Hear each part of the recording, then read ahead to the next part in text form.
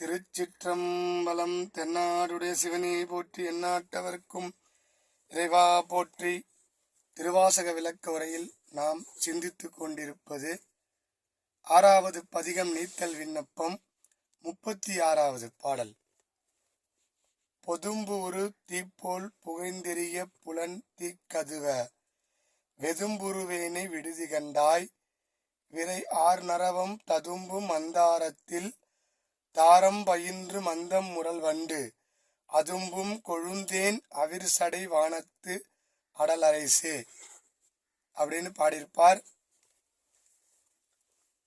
பொதும்புருதி போல் புகைத்தெறிய புலன் தீக்கதுவ, மரப்பொந்திலே ஒரு தீயை மூட்டால் அந்த மரத்துக்கு ஒரு சந்து இருக்கும். அந்த சந்துல ஒரு தீ பத்த வச்சிங்கன்னா அது எப்படி மெல்ல மெல்ல அந்த மரத்தையே எரிய செய்தோ, அதுபோல இந்த உடம்பில், இந்த உயிரிலே உள்ள இந்த ஐம்புலன்கள்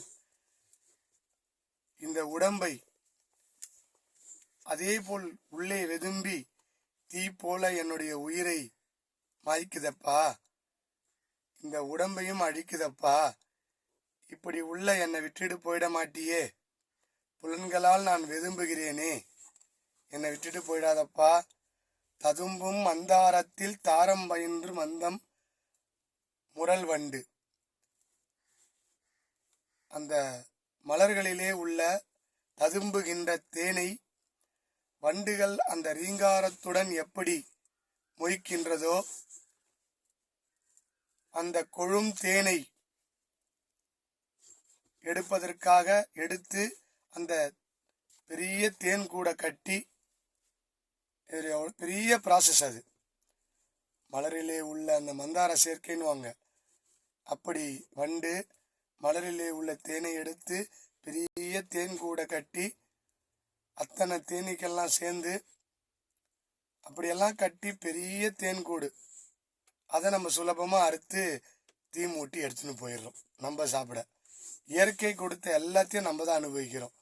அப்படி அந்த கொழுந்தேன் அவிர்சடை வான தடலரிசு, சடை தரித்த இறைவனே, வானத்துக்கு அரசனே,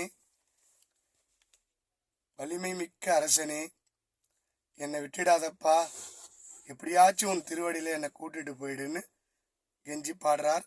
தொடர்ந்து சிந்திப்போம். திருச்சிற்றம்பலம்.